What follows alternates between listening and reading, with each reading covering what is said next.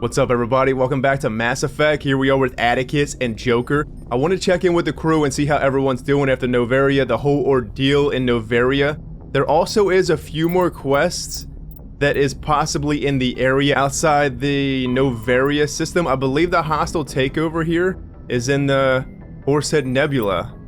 And then I believe there was something else, but I just don't... We're gonna have to jump through. But I'm pretty sure it's this one here, the Sternius system. When we came into the Noveria area, I believe we seen the Sternius system. So let's go ahead and talk to Joker. Boy, am I glad to be off of Noveria. I don't know which was worse, the cold or the corporations. One will freeze your balls off, the other will sell them out from under you. With all due respect, Commander. With all due respect, Joker? Hey, you're fine, man. Anything else? Oh, Joker has nothing else. Alright. I have to go. Alright, see ya. Well, Joker's kind of like, after the mission, he just says one little one-liner, pretty much. Now we have Presley and the rest of... So Presley doesn't have anything anymore. Chakwas doesn't have anything anymore. And... Adams? I don't think Adams has anything anymore either. We really need to talk to Liara this time. I still can't believe we actually... miss Liara the last time we're here. I hope it really doesn't mess up the dialogue, but I think we'll be fine. Possibly. It is interesting that the last time we did our rounds, it was after side missions, so it looks like the dialogue does kind of restock after so long. I don't know if the dialogue with Liara restocked, and then we kind of missed it, and now we have the post-Noveria stuff. Oh, he's looking at his sorry things. Anything you need, Commander? Remember he said that on Noveria? In a sorry fetish site? Oh, Caden. Looking for personal input? Just trying to get a sense of where the crew's at. Thoughts? I didn't figure you'd have time to talk with all that's going on. I mean, there are reports to file on the Rachni and on Annihilus. That's some rough situation. Annihilus, not so much, but the Rachni? What a tough choice. It literally stuck out so much more of the Benezia choice. Like, you can... I feel like Benezia was a set death there. Just the way it felt, it was a set death. We even tried to give her, what, Metagel at the end, we couldn't save her. But the Rachni, that's such a hard choice that we just made. They can wait. Probably screw it. They can wait. The paperwork will keep. Something on your mind? I'm just looking for an ear. The debriefing wasn't the right place to say how ridiculous this is. Seems like every other race in the galaxy is wrapped up in their own problems. They don't want to see what's coming. There's a lot of stuff going on that we don't know. You can't blame them. That's your training talking. Smug aliens? Can you blame them though? I don't even know if I would believe it. I'm not even sure. If we had somebody, a human, talking all types of craziness, I mean, let's be honest, Shepard, when he says this stuff, or he or she says this stuff about the so-called every 50,000 years synthetic life form comes and wipes out the galaxy, I don't even know if I would believe that. It seems so far-fetched. And kind of just out there. A lot of people would probably think he's crazy. Wanting to believe everything will be fine? Sounds like human nature to me. Yeah, I guess some things carry across species well enough. I should remember that after what happened with Vernus. You forgave him, so what happened? Don't tell me you and Vernus hugged on graduation day. Before I met Vernus, I knew as much as any other civilian. Aliens were weird, superior, and tried to tell us what to do. I mean, it's only been 26 years since first contact. That's not a lot of time to understand them. But it was Vernus who made me see how human aliens are. They're not different or special. They're jerks and saints, just like us. Hell, by the time I got payback, I didn't even want it anymore. What happened? He finally got to you? I don't see you snapping very easily. What finally did it? He hurt Rana. Broke her arm. She reached for a glass of water instead of pulling it biotically. She just wanted a drink without getting a nosebleed, you know? Like an idiot, I stood up. Didn't know what I was gonna do, just something. And Vernus lost it. Beat the crap out of me. He kept shouting how they should have bombed us back to the Stone Age. And that's when the knife came up. A military-issue talon, right in my face. I cut loose. Full biotic kick right in the teeth. Almost as strong as I can manage now. But at 17, that's something. You tried to help Rana. Impressive? It is impressive. Sat down by a kid. Vernus must have hated that. He didn't have time to hate it. I killed him. Snapped his neck. They probably could have saved him if they got him to an infirmary quick enough. But they didn't. Caused a stir when they shipped him home. Bot training was shut down. Kinetics folded a couple of years later. So, yeah, maybe I hated that Turian. I mean, if one ass was enough to judge a whole race, I'd hate humans too. True. Fair enough, man. Whose side are you on? I don't think Caden's on a side, particularly any side. It doesn't seem. He said if one ass was enough to judge a race, he'd hate humans too. So, I don't feel like he's on sides here. Fair enough, yeah. A reasonable stance. Keep that level head and we'll do fine. Staying reasonable is about all we've got left. Everyone else in this galaxy seems to have gone out of their minds. Present company accepted, of course. He was protecting the woman that he loved. Even if it was a friend, I feel like he probably still would have protected the person. And let's just be honest, maybe he did a biotic kick. You think it was like a biotic kick? It had to be. Anything else? Anything you need, Commander? Fucking snapped his neck with a biotic kick, man. What's your opinion on the last mission? Killing Saren's, what was Benezia anyway? Second in command? Advisor? Anyway, it should set him back a bit. I'm sure Dr. Tassoni's hurting, though. Poor kid. Having to kill her own mom. Rachni Queen, yes. Please tell me if that was a good decision or not. Any opinion on the Rachni? Off the record? If we had the option, I'd as soon have left it to the Council. We weren't out here during the Rachni War. I'm not sure we have any business getting involved. That's kind of a good idea. We'll talk another time, Lieutenant. Commander? What do you think the Council would have done? I don't know if they ever would have killed the Queen. I have a feeling that they would have imprisoned the Queen to learn more about the Queen, and then the Queen probably would have escaped, and then full force invasion on the galaxy again, probably. That's the way I feel. I don't know if they would have just killed him outright. The Turian Counselor probably would have killed him. The Solarian would have probably wanted to study him, and then the Asari would have been the mediator between the two, but I feel like in the end, she would have sided with the Solarian. Makes sense? Alright, let's talk to Liara. We ain't gonna skip her this time. She's just back here in she's in her own little nook back here.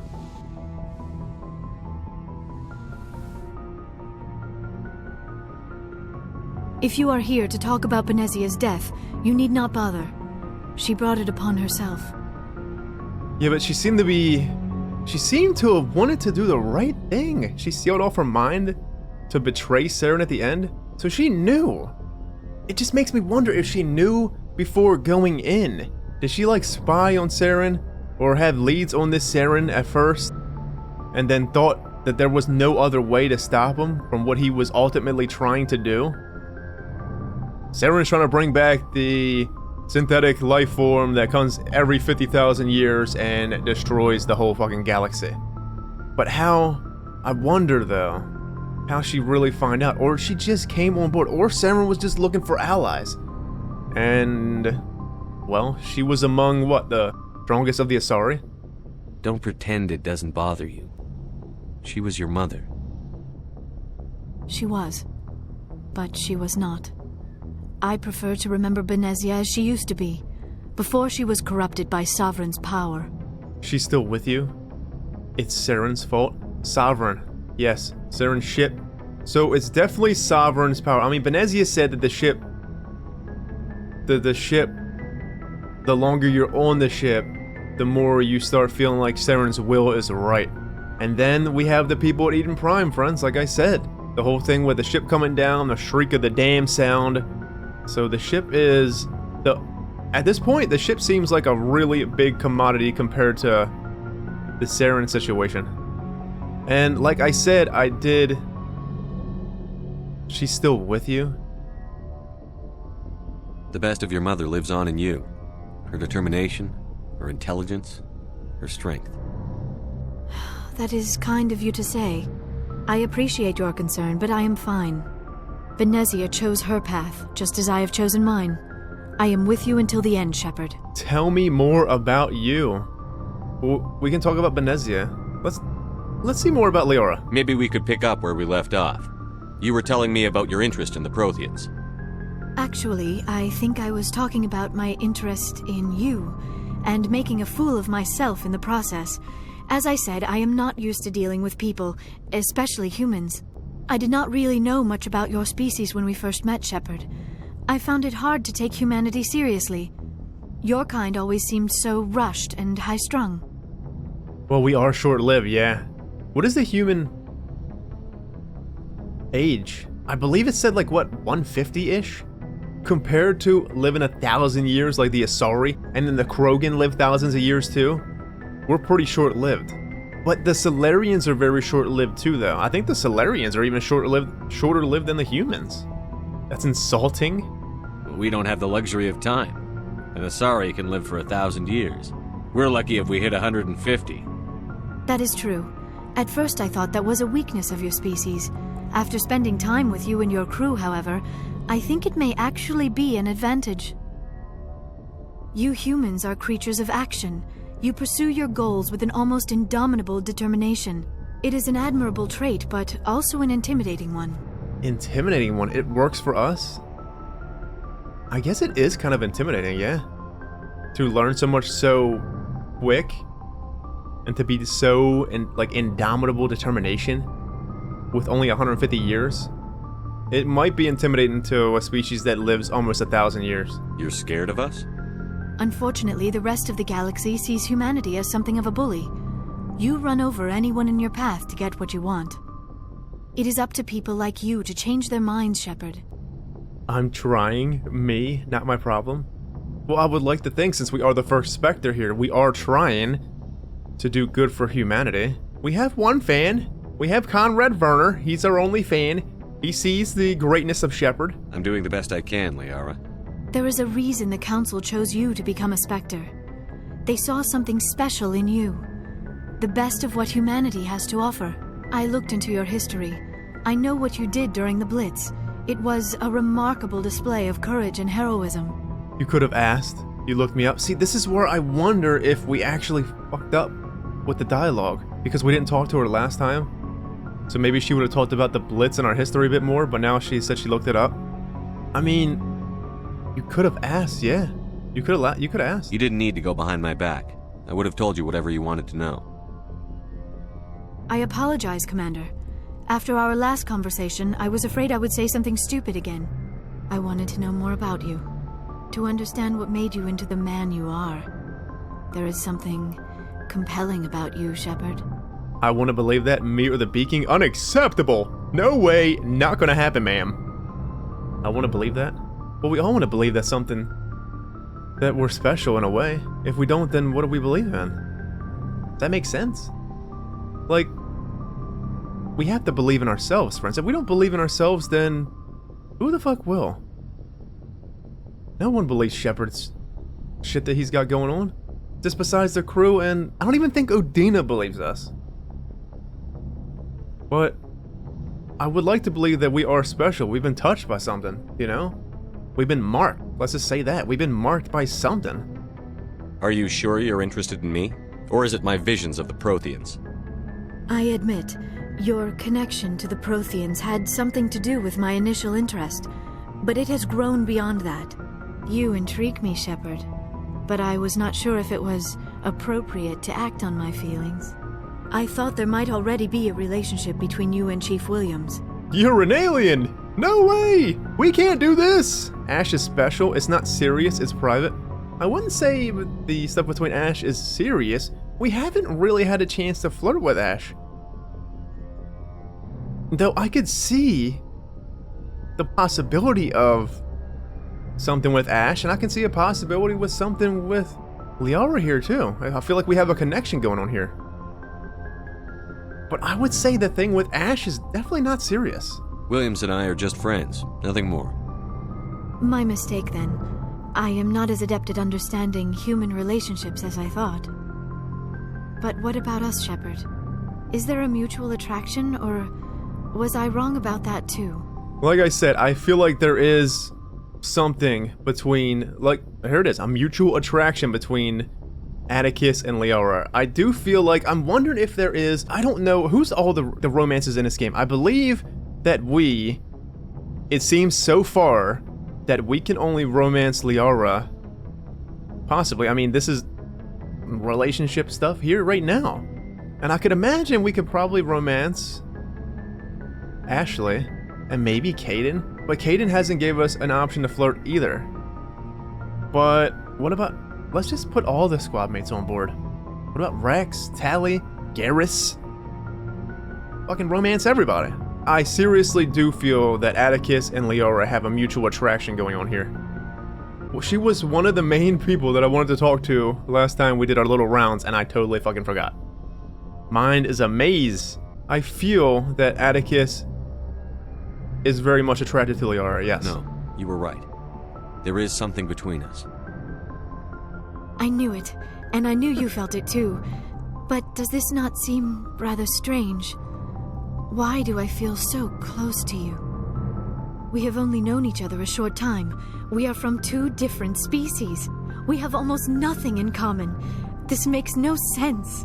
Well, you would think, though, when you're out in the line of fire like they were in, they literally just went through such an ordeal. The bond that you could make with somebody, being on a type of mission that we were on, could become incredibly strong. You could feel so close to that person. It's hard to explain because, personally with myself, and that's why, like, I really love this game, friends. I know this is outside of game talks here, but I really do enjoy this game because it really hits home for me. A lot of this stuff makes it feel like real to me because the situation when I was in the military myself. But you get this camaraderie and you get this special bond with people when you're actually, it's like forged in battle. You're forged together in battle in a way.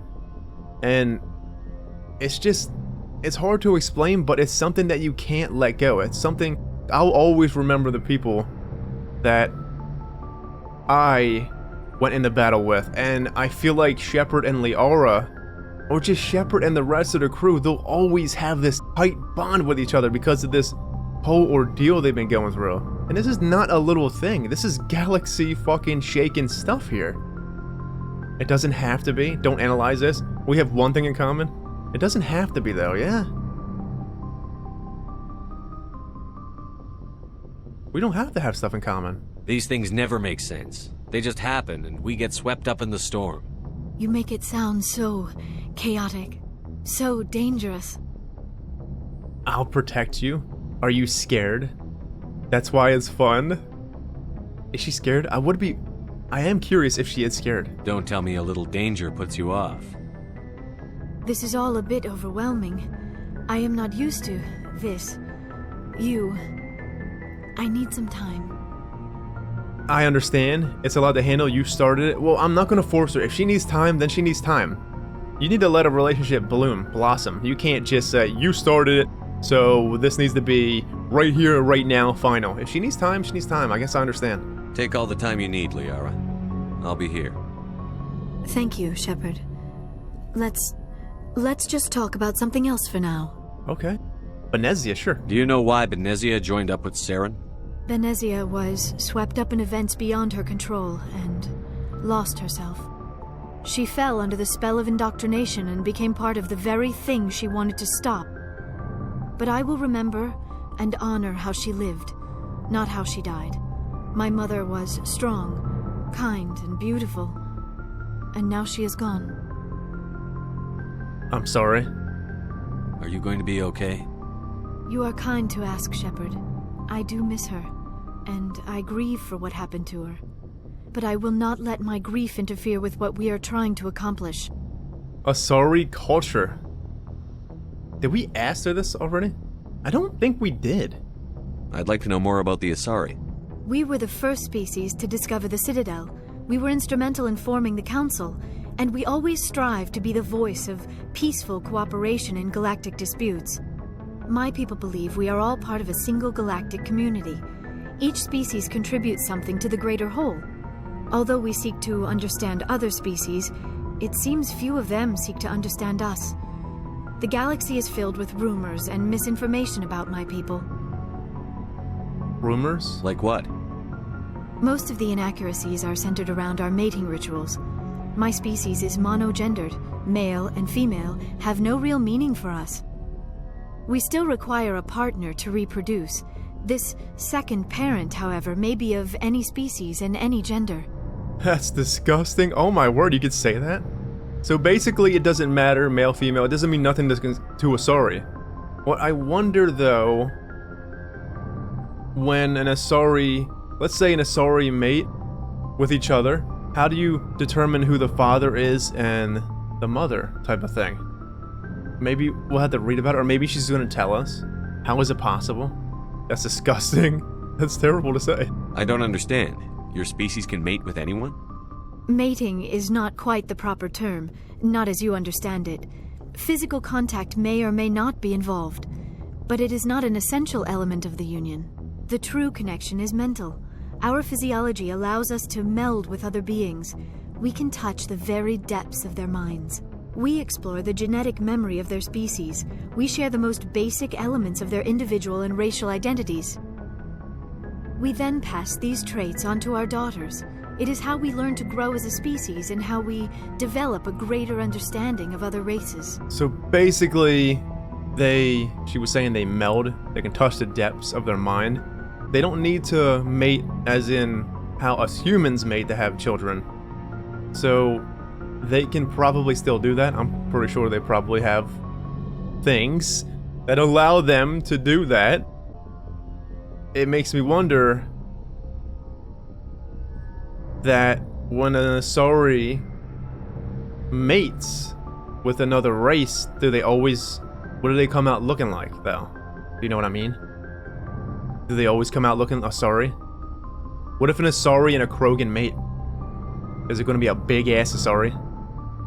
What about the other parent? What happens to your partner after the union? Every relationship is different. Some unions are a single encounter with both parents parting ways afterwards. Others can be more long-term. Sometimes an Asari and her partner will stay together for many decades. What about the age difference? Who was your father? Do you know who Matriarch Benezia chose as her partner? She rarely spoke of her partner. Though I know my father, if you want to use that term, was another Asari. You don't know who? You can do that? Well, you can do that. It seems like a very dumb question because, of course, they can mate with other Asaris. If you can't mate with other Asaris, would there even ever be an Asari?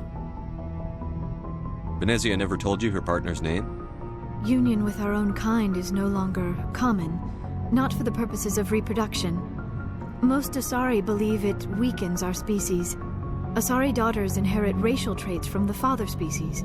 If both parents are Asari, then nothing has been gained, or so conventional wisdom would hold. I am what is sometimes called a pureblood, though no Asari would ever be cruel enough to say the word to my face. It is a great insult among my people. It is possible Benezia's partner was embarrassed by their union. She may have been too ashamed to publicly acknowledge me as her offspring.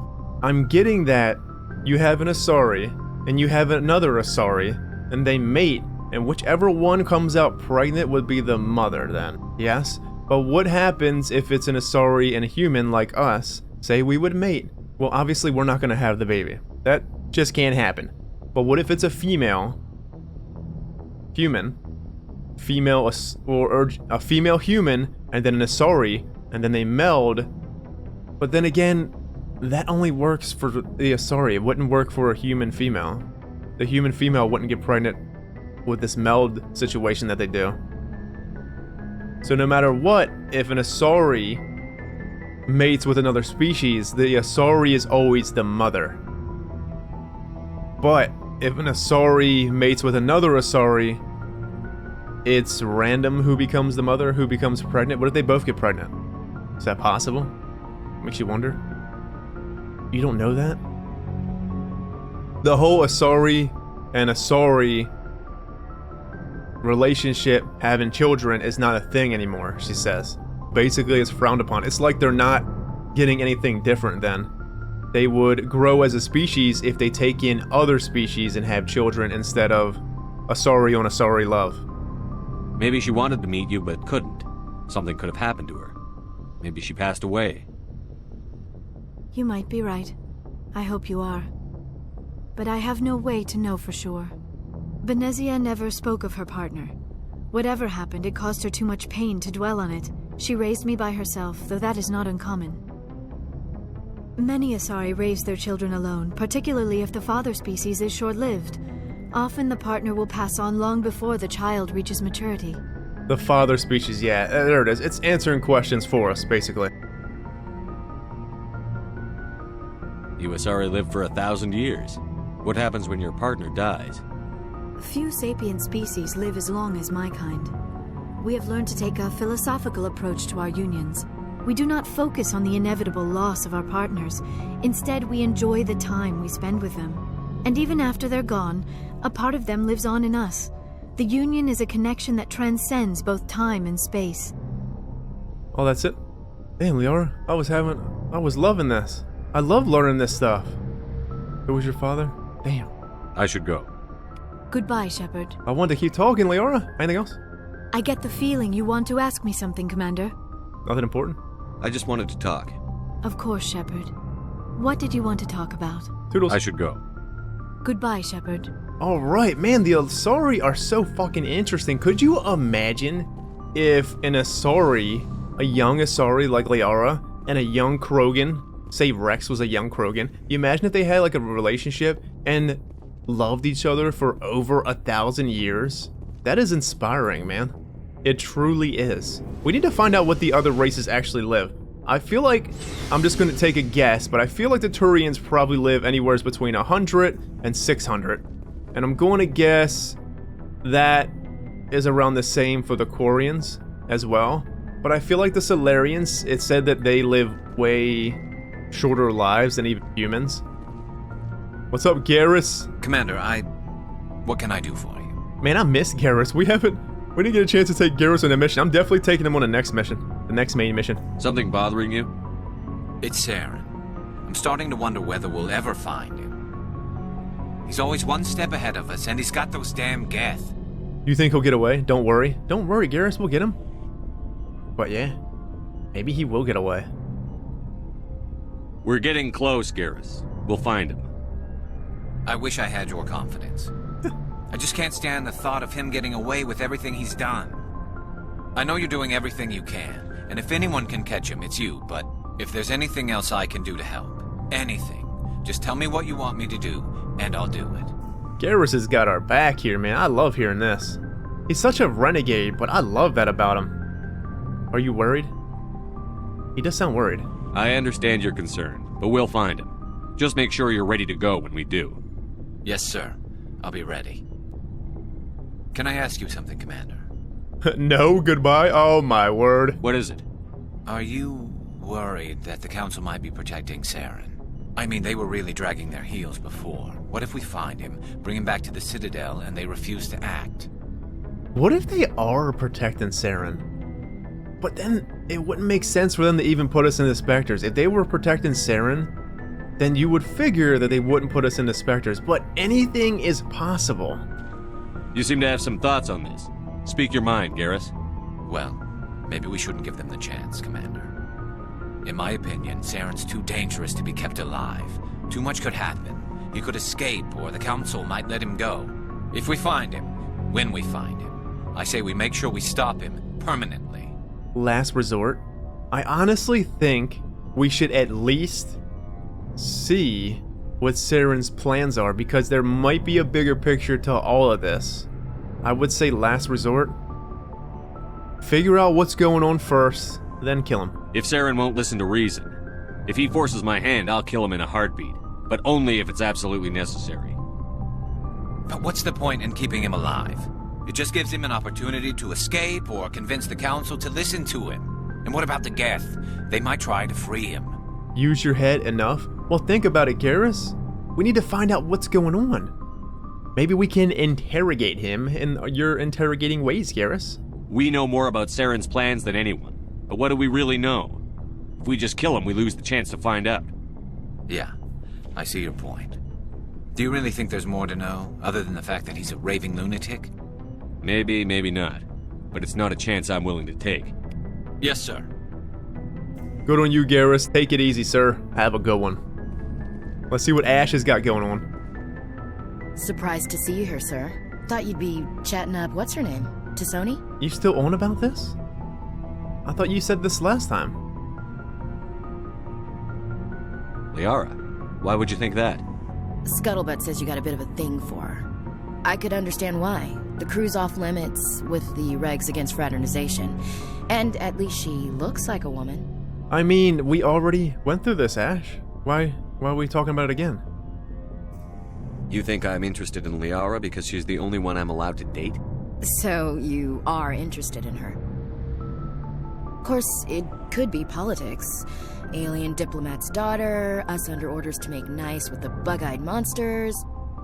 Anyway, interested in a quick drink? That's kind It's of a special rough occasion. It's really rough to say that, though. At least she looks like a woman. That's not really, like, this is kind of rough because, friends, you don't have to look like a woman or be a woman for the other person to have a relationship. You can have a relationship with man on man. You can have a relationship with woman on woman. But that's kind of rough to say, you know? Occasion, non-alcoholic, sure. It's so weird that she actually brought that dialogue up again. I wonder why. Occasion? What's the occasion? It's Armistice Day, when the First Contact War ended. My family always marks it. Since I'm the only Williams aboard, I thought I'd ask you. Wife? I'm flattered. Seems like an odd thing to celebrate. That was 26 years ago. In our family, it's not really a celebration, more like an obligation. Don't tell me you don't know about my family. My commanders always find out. It's not in my files or something? Spit it out. What? Your files are clean? There's almost nothing in your files. Technical scores and a list of crap assignments. There's a reason for the crap assignments. I'm General Williams' granddaughter, the commander of the Shanxi garrison in the war. The only human ever to surrender to an alien race. Now we understand why everything's so rough for her and why she is a little standoffish. I see. That's why you drive yourself so hard. A Williams has to be better than the best, if only to avoid suspicion. That's what my dad told me the night before he retired. Takes a special kind of thick-headed to march into a job where your family's blacklisted. I did it anyway. I'm not gonna let our name go down with Arnold and Quisling. Granddad deserved better than that. How can I help? Grandfather Shang-Chi? He got what he deserved? Oh my. Should we ask the first grandfather? What is this?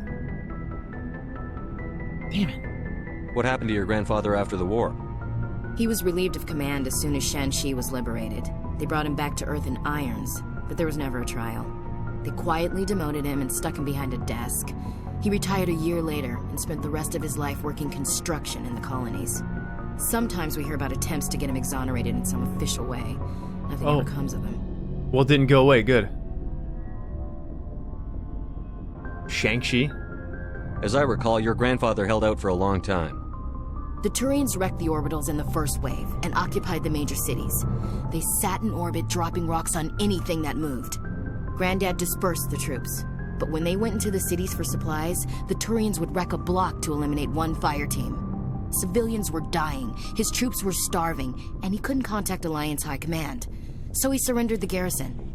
You know, it takes a lot of strength to do what Ash actually did. She seems to have done very good for herself, all things considered, because you have to understand that I guarantee in her units, whatever she was on, and she was always ground side, I guarantee they always gave her the cold shoulder, and every time she walked by, they would be talking about her. There's the Williams girl. Her family surrendered. It's her fault, this, that, and the other, you know? But ultimately, it's not, and that is incredibly inspiring, to be honest. That she did as well as she did under all the circumstances that she was under. So how can I help? I should have figured this out myself. I don't know how I can help you, though. Look at who I am, Shepard. Do you ever hear me ask for help? It's not that bad things don't happen to me. If you stay with me long enough, maybe I'll tell you about some of them. But I deal with them myself. I don't need a shoulder to cry on, a knight to rescue me, or a man to make me happy. This is who I am. I like her. And you better like her too. So, you still interested in me? Baggage and all? I like a challenge. What about me, of course? So basically, if you're not interested, you can't say you're not interested. But I'm not saying that we're not. Because it's going, you know? We're not saying that we're not. Because we're taking everyone to the next level. We're going to see where these romantic options go. And then hopefully we get to make a choice. I like the challenge. I like a challenge. Yeah, Atticus likes a challenge. You're a difficult woman. Hard to read. Hard to keep in line. Awfully smug, Shepard. What makes you think you can keep me in line? But hey, once we save the galaxy, maybe the Alliance will get its act together. Start acting like an actual government. The Alliance is alright. They will. Commence the saving. The Alliance is alright. I feel like the Alliance has done well. The Alliance isn't perfect, but it does well enough. Have to disagree with you there, Skipper. Giving aliens the run of our most advanced ship? Kowtowing to the Council? Kowtowing to the Council? I kowtow? Are we kowtowing? We aren't kowtowing whatsoever. I feel like we have a higher calling. We're the first human Spectre. Everybody on this ship is doing something for a bigger purpose, doing something more than just for humanity. It's for the entire fucking universe. So you think my letting aliens on board was kowtowing to the Council? That came out wrong. We may not always agree, but you get the job done for the Alliance. The Council races will always think of themselves first. It's human nature. We can't afford to trust them, not if the survival of humanity is on the line. We can... Oh, we have Paragon and Renegade option here? With a squad mate? How cool! Whoa, Williams? That's pretty fucking awesome. We can work with them. You're not wrong. I feel like we can work with them. We have to work with them. What's the best way to beat enemies, friends? Is unite. Look what they did against the Krogan, the Rachni Wars. They united together. And if the whole Reaper situation every 50,000 years come and wipe out all galaxy in the life, they don't just come and say, oh, they're human, let's wipe them out. They're humans, let's get them. No, they wipe out everything. So we have to work together if we want to stop anything like this. Ash, you believe in God, an infallible, all-knowing creator with a plan for the universe. You think the diversity of views in the galaxy wasn't part of that? I don't know what God intends, Shepard. I don't think humans have some divine mandate, if that's what you mean. I don't think we're superior. We need balance. If we had balance in the galaxy, it would be a lot better. We need to learn. We need opposition. Balance. Humans are aggressive. We think fast, we move fast. Wars have started because of our need for constant progress. The Council can balance that. Well, that's... Huh. Guess I never thought of it that way. All big picture, I mean. It doesn't make what happened to Granddad any better, though. No, it doesn't. Your granddad probably got really fucked over.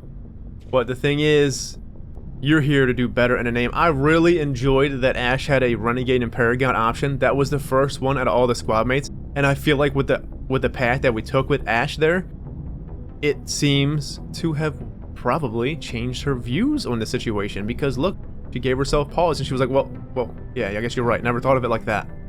No, it doesn't. Your granddad probably got fucking screwed over. I'm sorry. What happened to your grandfather shouldn't have happened.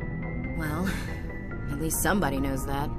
And a Star of Terror recipient, no less. Granddad must love that. I have a feeling things will come to a head soon. But don't worry, Shepard. I'll protect you. Well, thank you, Ash. I feel like you definitely will protect us. You're just as tanky as Rex, if not as tanky as Rex. But the thing is, friends, the whole situation with Shang-Chi, we haven't had a chance to jump into the codexes, but I feel like the situation itself is way different than what actually happened. I bet you that all the humans were basically getting executed, killed, captured. Her granddad probably had no choice but to surrender. What would he have done? Would it have been better if he was like, you know, fuck you, and then, boom, just gets killed right then and there? At least him surrendering, he could have probably worked some kind of magic to get out of the imprisonment that he was in, which he didn't die there. from what she said. I mean, he didn't die there, right? So, ultimately, it may have actually saved Shang-Chi in its own way, but we don't really know the full details behind it. But everyone immediately, humanity itself, just shuns the man and shuns the Williams name, and that's pretty fucking bad. That's pretty rough. Because he's ultimately probably a fucking hero. He probably deserves a Star of Terror too, but they're just brushing it under the table like, oh, he gave up the colony. He gave up Shang-Chi. It's over. Colony, planet, whatever the hell Shang-Chi was. What's your opinion on the last mission? You mean the Rachni, right? They were dangerous, Skipper. They proved that 2,000 years ago. I think it was a mistake to let them go. But that wasn't my call to make. It was yours. You know, you really should talk to T'Soni about her mom. She has to be hurting. Just saying, Skipper. Well, there we go. I appreciate the concern, Ash. Ash is a real commodity, friends. She really is. It's almost like sometimes she just doesn't realize what she says. Like the things that come out. Maybe she doesn't mean it the way that she means it. Sometimes, because she seems like she has a good heart here. We'll talk later, Williams. Looking forward to it, Skipper. Maybe competition. She doesn't suit well in competition. Does that make sense? Maybe competition's different. Maybe she thought that the other aliens on board would be competition. Well, obviously, they're not going to take your rank, for sure. And then the Liara competition with her, if she likes Shepard, which she seems to really like Shepard. I don't know. That was a really awesome conversation with Ash. It changes my perspective on Ash a bit. The whole Renegade Paragon part was really, really awesome. Shepard. Personal inquiry. What's up, Rex? How you doing, man? So, you'd rather be a merc than help your people? I'm a fighter. It's what I do. We all love to fight, Rex. Aren't you at all worried about what will happen to the Krogan? What the hell do you want me to do about it, Shepard? I'm tired of sticking my ass on the line and getting nothing for it. That's your reason? Don't blame you? I guess I couldn't blame him. But is that your only reason, Rex? So you're just giving up on your people? I gave up on fighting for a lost cause. I'm not like you, Shepard. I'm no hero. Bottom line, killing for credits simplifies things. I don't believe that. I feel like Rex is a hero, friends. The way he talks about the Krogan, he seems to be very different. He says that he doesn't want the Krogan to fight. He basically thinks that they should work on reproduction, basically. Build their numbers back up. And that's heroic thoughts. That's heroic deeds to want to do. And you're here fighting Saren. You're a damn hero. You ever think about helping your people? I try not to. But there's a lot of Krogan mercs out there. I'm always running into them. Half the time I'm being paid to kill them. But that's just part of the job. You don't get to pick who your enemies are. Oh, we got more to opened up. So we did Extinction, we did Family, we did Genophage. Mercenary? How long have you been a merc? Long enough. I took my first contract right after I left my home system. It's good work if it doesn't kill you. You like it then? I get the feeling you enjoy your work.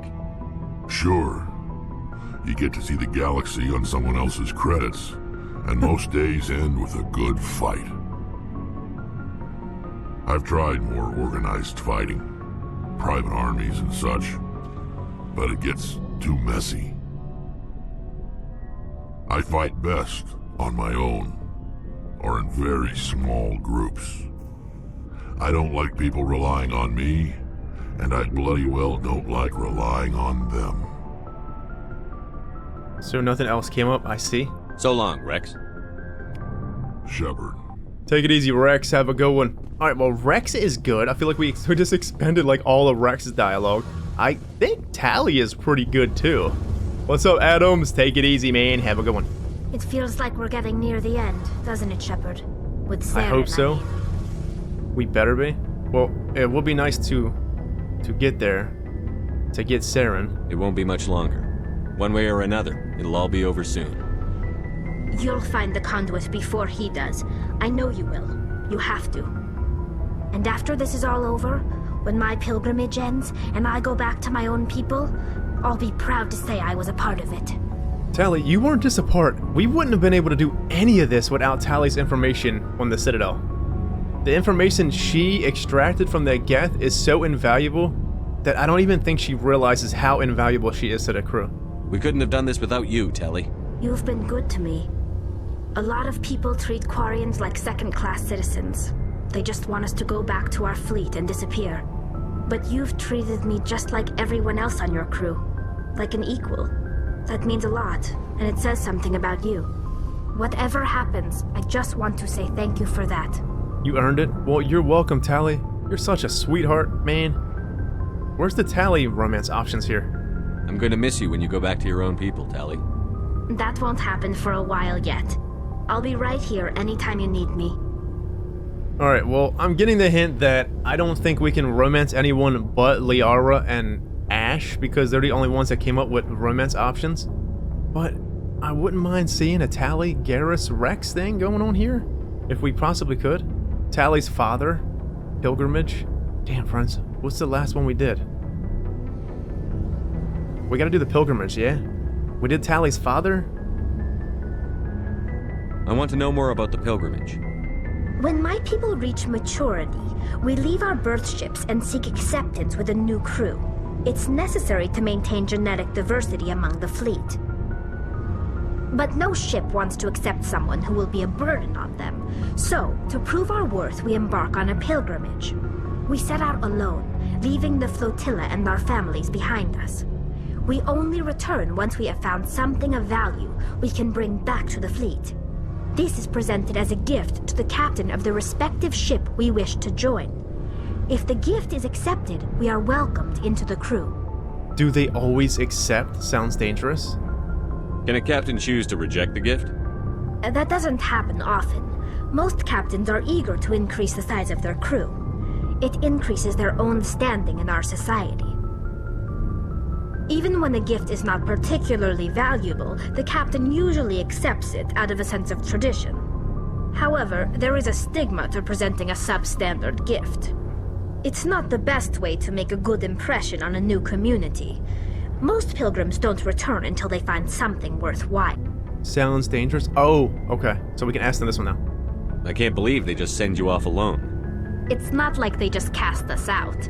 Before we leave, we are given lessons in how to survive outside the flotilla, and given gifts to help us on our journey. We also receive implants to fight off sickness and disease. Generations of living in an isolated and highly controlled environment have left our immune systems weaker than most. By the time we leave the fleet, we are well equipped for the pilgrimage. This is a rite of passage for all Quarians. If it were dangerous, our numbers would suffer. Virtually every pilgrimage ends with a triumphant return and the ritual presentation of the gift to one of the fleet's captains. I really think this pilgrimage is a really good idea. It's almost like, I would say it's almost like it just betters their species. It betters the younger folks. It really does. They go out, yes, some of them probably don't come back. They can either change their lot in life, stay out with the other races, the other species, find their own path, or they get something of great value, come back to the flotilla, and they're like a different, it's like a life-changing event for them. It basically just jumpstart matures them. And that's really fucking cool. I want to talk about something else. Like what? Alright, we definitely talked about the Quarians the first time, probably. I know we talked about the Geth. I feel like when Tali brought up her father, we talked about that as well. And then we just talked about the pilgrimage, so I believe Tali's done. I should go. See you later. Take it easy. Man, there's one thing I will say, but this game has some really amazing companions. It has a strong crew, friends, of companions here. There's really no bad companion in Mass Effect so far. I don't think there's any companion here that I dislike. I feel like there are more that I like, stronger than the other ones, but I'm just gonna say it. What a fucking cast of characters here. They're really all so intriguing. And that's really awesome. They did a great job. Anything else in here? No? Alright, well let's head to something. Let's head to one planet. Let's do something. Good timing, Commander. We got a transmission coming in from the Citadel. Top priority clearance. Patch it through? From who? Well, if it's the Council, then we'll maybe try not to hang up on him. Is it the ambassador? It's not his signature. I think it's from the Council. I'll patch it through to the comm room. Comm room? Oh, here we go. They're gonna be pissed. Are they about to kick us out of the Spectres?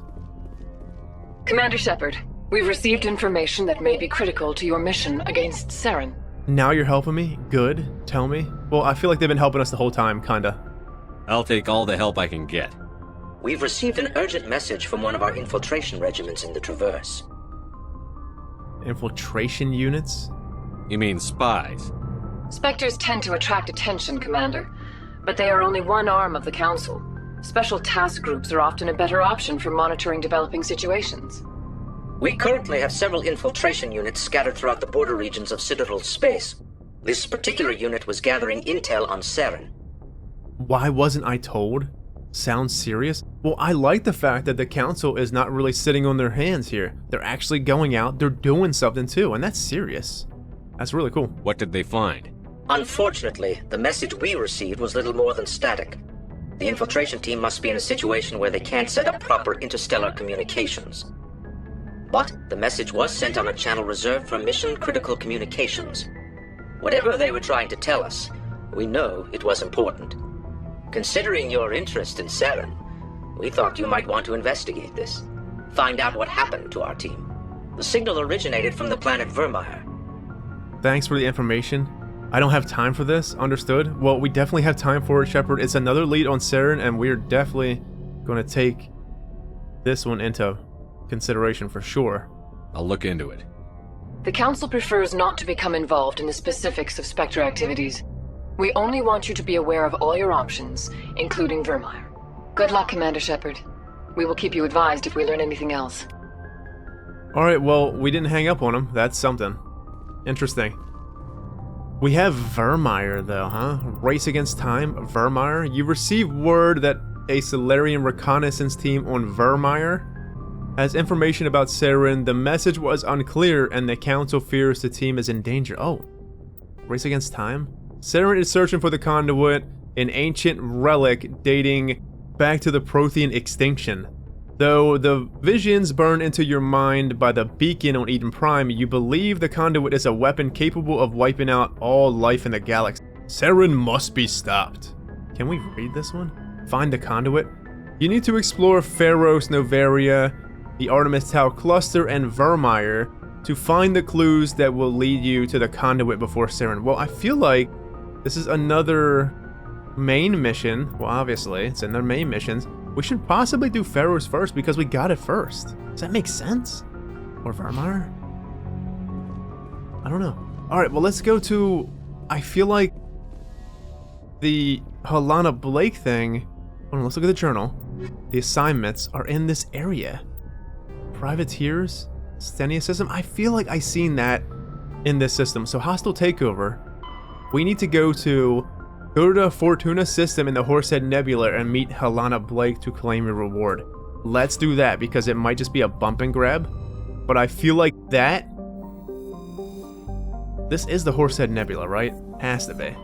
Horsehead Nebula, there it is.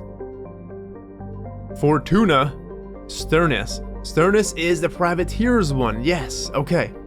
That makes sense, so let's... Easy peasy, let's take this stuff out. Fortuna! Get us the hell out of here, Joker. We had enough. You think Opal's shop is on the up and up, even though we screwed him over? Probably not, man. I would love it if we got the lady, Captain Matsui, or whatever her name was. I would love it if she became part of the Normandy. That would have been really cool. She was really honorable. Well, let's see if we have any asteroids around. Our daily inspection of asteroids. Shepard poking his business into everywhere. Amaranthian, ooh. Amaranthian? Really? Oh, we can land on this planet. Well, there's the planet then. Magalis? Survey!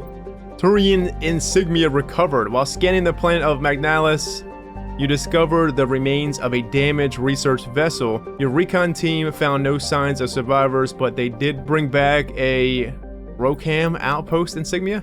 Magnalis is a rock terrestrial with the atmosphere of sulfur dioxide and trace amounts of helium. Scans reveal ancient lava plains on the surface, implying a geological active past. The crust consists of sulfur and basalts, but the planet's mass suggests a core or iron and heavier materials. Cursory drill coring suggests the possibility of simple subterranean life. Sure. Interesting looking planet. Wantania? Hard data on Wantania is very limited. When the system was charted by the Alliance surveyor Coupe, only a small unmanned flyby probe was spared for the distant world. It is a small rock and ice planet with a trace atmosphere of krypton and sulfur dioxide. Normandy's more detailed survey suggests the frozen terrestrial may be a suitable target for mining. While it is largely water ice, mapping of mass concentrations suggests it has a core of pure aluminum. Oh, alright. The Rumlin?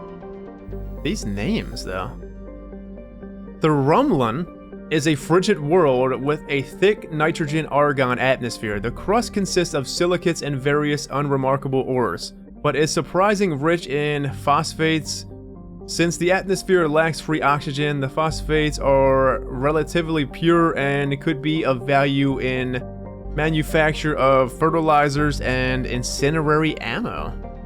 Sure. Rare element surveyed. While scanning the planet, you detected a small but valuable deposit of plutonium. Alright, well let's head over to this Amaranthine.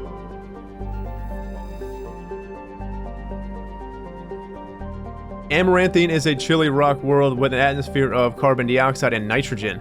Its frozen surface consists largely of light titanium and aluminum oxides. With deposits of thorium and other heavy metals located in the deep crust, Amaranthine was named by the human poet Sophia Cabral during her tour of duty aboard the Alliance surveyor ship Coupe. Under the dim light of the red dwarf Fortuna, the surface of this world is lit in rich twilight blues and purples even at midday. Really cool. Alright, well let's land, shall we? Who are we gonna bring here? Somebody we haven't brought in a while. I'm thinking Garrus, for sure. Let's bring Garrus. Who didn't we bring in a while? Caden? We brought Ash on Noveria. We did bring Caden on Noveria too. Actually, friends, we brought the whole fucking crew on Noveria. We started with Ash and Liara, then went with Liara and Rex. Or no, then went with Caden and Rex. Oh, we didn't bring Garrus. Alright, Garrus. We need you, friend. Let's do Garrus. Let's do Garrus and Ash. Sure. Why not? Garrus and Ash.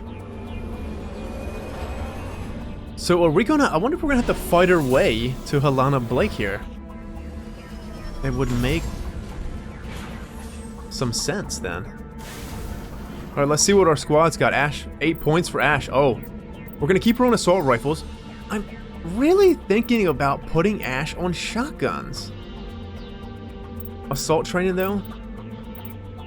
Maybe we don't for now. Maybe we keep going, because this gives her weapon damage. Reduces recharge time adrenaline burst, yes. And this resets the cooldown times of all your talents. Oh, okay. Let's just max this out then. Give her a maximum amount of bullet damage. And then let's make her tanky as all heck. We'll max this out. And once we max this out, I'll get 3 points in a sniper, and then I'll start working my way in the shotguns, because I want Ash to have an ability. She doesn't have any abilities. I'm thinking to put Ash on the shotgun, but the assault rifles though. I do love her on assault rifles because she gives us some massive cover and fire. What's up, Garrus? Electronics, what should we do with Garrus? Sniper rifles, Garrus, all the way, friend. Perfect.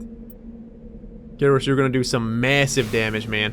Alright, well, let's look at the map here. Oh, everything is in this general area. Alright, well, let's head over to the question mark here, and then we'll get to the engineering outpost. This is what we have going on so far. There was a deposit here, a deposit here, deposit here, and a crash probe with some very underwhelming loot.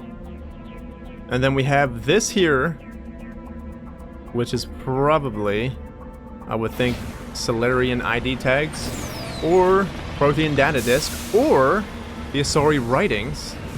But then again, when I was coming to this area here, I thought it would be a Thresher Maw, because Thresher Maws seem to be an open area. Ancient debris. Turian insignia recovered. You found an intricate beaded necklace marked with the Galatania colony insignia. It appears to be very old. Awesome. I actually kind of like these collectibles. I'm looking forward to reading the secondary quests on...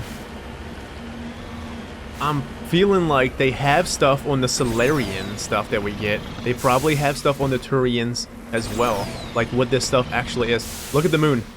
See ya! I don't... Well, there's no defenses out here. Really? Shepard's here. Let me in.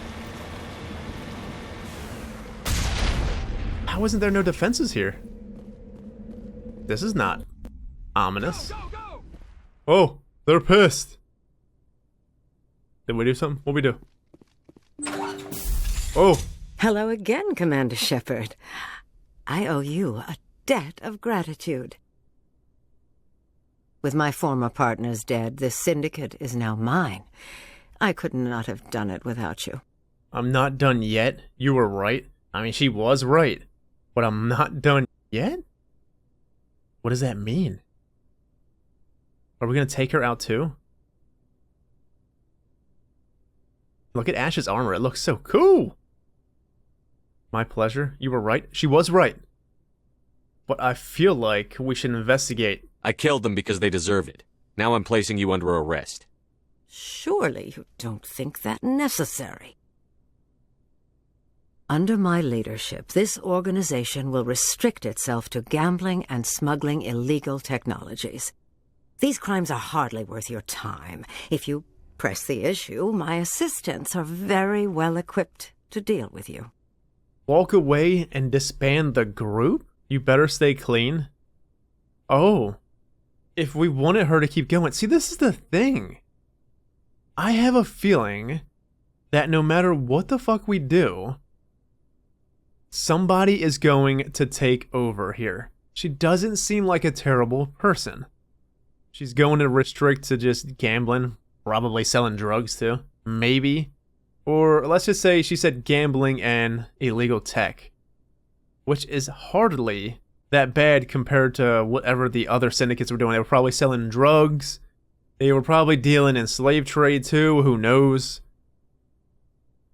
But do we make her walk away, or we just tell her to stay clean? We better stay clean, you're under arrest. Or maybe we can't now. Maybe we should have said you're right. But I felt like I wanted to investigate more in the situation. I don't feel like Atticus would just come out and agree, personally. Walk away, disband the group. This gang has a reputation for drugs and slaving. It's too late to change that. Perhaps you're right. Perhaps this organization has been so tainted by those two idiots that it cannot be redeemed. If I disband the gang, I walk away freely. I have not come so far to be arrested. I would die before going to prison. I would most certainly kill before going to prison. Now, do we have a deal? Oh, we can say no and kill her. For now, let's not kill her. Let's let her walk. Let's see what happens. Let's take a chance. You're free to go. I don't ever want to see this gang again. If I do... You won't. I'm not so foolish as to break my word to a Spectre. Now, if you'll excuse me, my men become nervous in the presence of law enforcement agents. Goodbye, Shepard.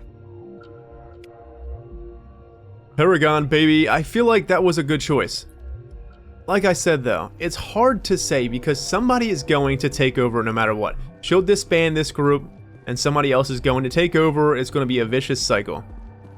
But if we would have let her keep the group, then they might have fought off other potential bigger threats as well to keep their syndicate as best in the area, possibly. You know what I mean? Like they would have fought other rival syndicates. Can we blow this up? What would happen if we actually blow this up? Go, go, go! Oh man, wasn't me. What happened? He's fucking pissed. Secured. You good? We friends now? We're friends. We almost killed him, but he's not gonna fight us. I was curious. I had to do it. I wanted to see. Sorry. It was a malfunction. You didn't hear the shot. Alright, well let's clean her out. If she has anything here, we were gonna clean her out. Look at this. Mercenary sniper. Hey man, you good? Oh. I don't know, I just feel like that was a really good one. Ooh. You know, Garrus, I probably have a snipe for you, sir. Atticus don't have nothing on here. Kinetic stabilizer? Let's not put anything on there for now. Atticus has Spectre gear, which is good. But Garrus. 161? Man, you are... Friends, we haven't taken Garrus since he was... Cryo? Polonium? Garrus. Oh. Incinerary. Because Atticus... Radioactive? Let's look at our pistol first. Yeah, that's definitely an upgrade. Polonium. Sniper. We want polonium again. Wow. But Garrus... Do we have anything for you, sir? We have to have something good in here. We have so many weapons. Nothing is an upgrade for you, Garrus? Well, here you go. That's kind of an upgrade. Oh, it's definitely an upgrade. Rail extension. 23% more damage and the heat absorption, so it overheats faster. But that damage, though. Let's try it. Let's see what happens. Maybe we should put... What is it called? Radioactive rounds on Garrus. Cooldown reduction? Let's do radioactive rounds on Garrus. Yeah, I like that. Garrus, I feel like we had... Oh, here we go. It's not an upgrade. Damn. Sorry, Garrus. I think you're good, man. You might overheat, though. I think you'll be alright, though. Maybe? Alright, well, I still feel like that was the right choice, kind of. Because I kinda don't really know. Like, I feel like mercenaries... Go! You guys alright? I feel like mercenaries are going to take over no matter what. But maybe if we left the syndicate up, they would fight off the other rival mercenary groups. And if she's only doing illegal tech, then that's not really bad. Smuggling and illegal tech, that's not... Damn, that's a hard one. That's really not bad compared to what the alternative could be. Well, alright, well let's head back to the Normandy and then knock some codexes out before we end it. Just to check out the map once more, we did surveyed thorium deposit here, surveyed uranium deposit here, surveyed iridium deposit here, and the rest of this stuff was already on the map, so let's head... How do we get... You alright, Garrus? Let's get back to the Normandy. We have a good deal of codexes that I would at least try to get to. I want to knock out the ones where he talks to us. Though I really wanted to get to the privateer stuff in this system too. So we'll definitely get to that next episode for sure. Let's see. Planets and locations? What came up new in here? Pharos is a habitable world. Noveria is a cool, rocky world. Pharos, Vermeer is a lush world located on the frontier of the Attican Traverse. Its vast seas and orbital position on the inner life zone have created a wide equatorial band of humid, tropical terrain. Only the political instability of the region has impeded efforts at colonization.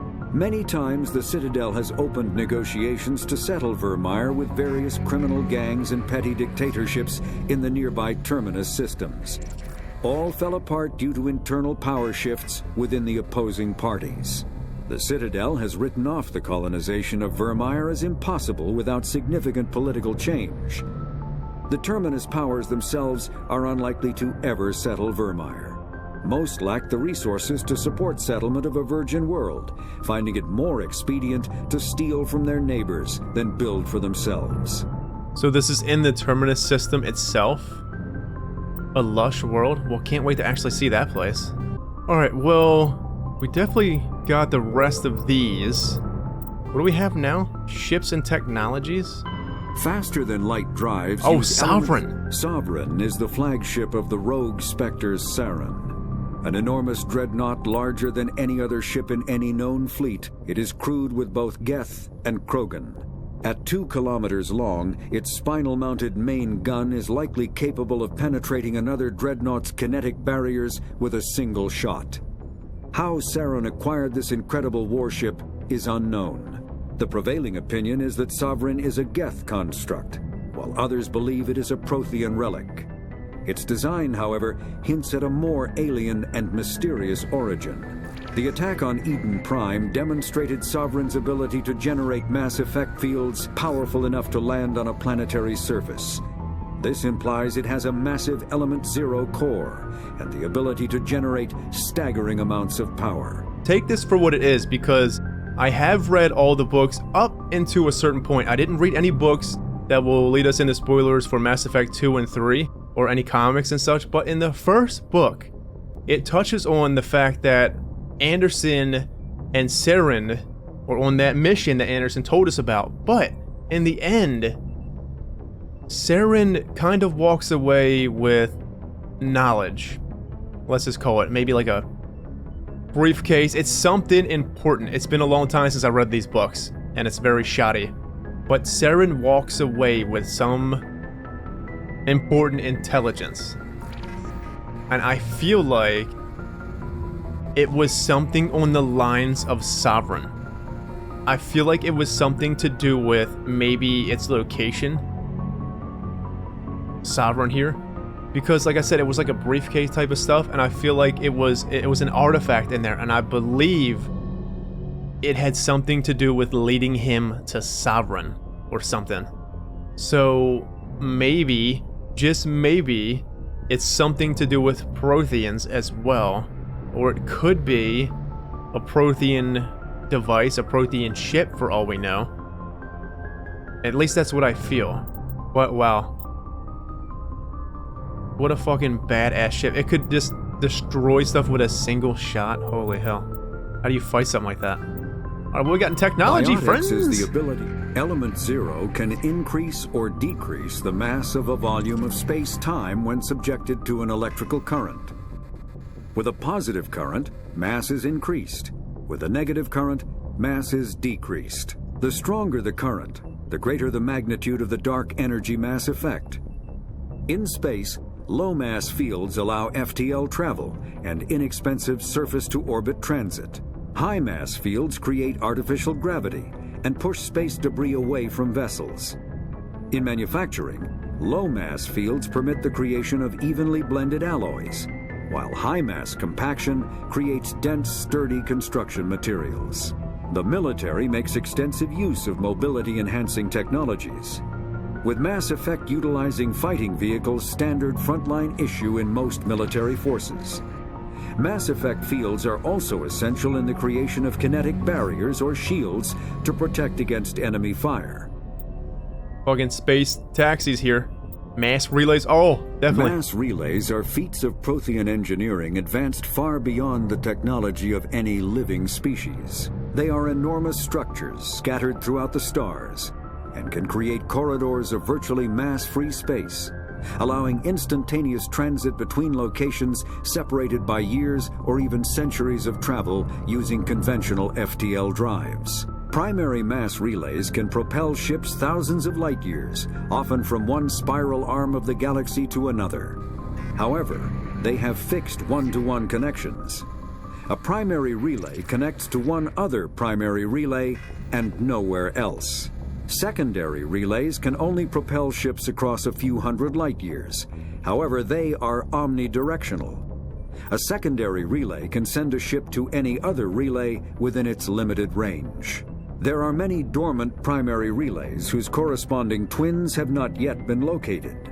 These are left inactive until their partner is charted, as established civilizations are unwilling to blindly open a passage that might connect them to a hostile species. You ever wonder if something like this is actually out there in real life? Just thinking about this lore and taking in this lore, it makes me wonder the mysteriousness of space itself. Wow. But like I'm saying about the Sovereign situation, and it could be a Prothean weapon, ship, something. If the Protheans made the mass relays, they can make that fucking ship too. So it's really something to consider, man. It really is. But just imagine how many mass relays itself aren't open yet. Because, well, they found one, but they don't know where it leads. Wow, that must be so mysterious. Could you imagine the first time coming up to this, the species that actually found mass relays? Could you imagine what they were thinking? Or just the first time going through a mass relay? Wow. Omni-tools are handheld devices that combine a computer microframe, sensor analysis pack, and manufacturing fabricator. Versatile and reliable, an Omni-tool can be used to analyze and adjust the functionality of most standard equipment, including weapons and armor, from a distance. The fabrication module can rapidly assemble small three-dimensional objects from common reusable industrial plastics, ceramics, and light alloys. This allows for field repairs and modifications to most standard items, as well as the reuse of salvaged equipment. Omni-tools are standard issue for soldiers and first-in colonists. Yeah, but what baffles me though is that when we're doing all these missions, these Omni-tools seem so advanced. When we were on Eden Prime, well, no, we couldn't do it because we didn't actually talk to Saren on Eden Prime. But it makes me wonder, why not just record everything at this point, you know? Why not record everything we're doing, take it all in, record it all, give it all to the council, for them to believe us in the situation here. I feel like the council believes us to a certain extent, but it almost feels like they just want us to get rid of Saren more than anything else. They're like, when we talked to them last, they said that they don't even know if the Reapers exist. It could be another ploy by Saren, which it's really understandable, but let's go ahead and just film everything with the Omni-tool. Everyone carries one anyway, it seems. They're basic, stock soldiers. Soldiers are stocked with an Omni-tool. You can't tell me that them things don't record stuff. Anyways, I think that's enough for now. We have nothing but weapons and armor left, and then we have a whole ordeal of secondary ones that I can stumble over my words reading, because that is exactly what the hell we're gonna do. Anyways, next episode, let's look at the journal here. Next episode, we don't have much. We do have much, actually. This is on the Citadel. Doctor at Risk was something on Noveria, Newton system. We'll have to find that. I feel like I want to do Garrus and possibly Rex's mission. I think it's time. We need to find something for Tali as well. Tali gave us something on the lines of a personal mission, but nothing came up on it. Next episode, I feel like I would like to get the Privateers done, find Dr. Salion done, and Rex's family armor done, but it also depends on where these places are, too. We'll read it when we come in next episode because I love it that this little thing keeps blinking because it shows that we didn't actually read it yet, and I really enjoy that. That is the plan. Knock 3 of them out, and then knock some more missions out, and then we'll make it to, I think Pharos will be the next main mission we do, because like I said, we did get that over Vermeer, so we'll see what happens. But anyways, my friends, take it easy, have a good one, stay safe, see you next time, take care.